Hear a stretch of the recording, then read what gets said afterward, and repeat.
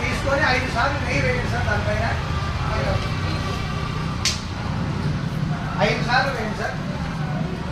ఓం ప్రాణాయ స్వాహ, ఓం ప్రాణాయ స్వాహ, ఓం జ్ఞానాయ స్వాహ, ఓం ఉదానాయ స్వాహ, ఓం సమానాయ స్వాహ.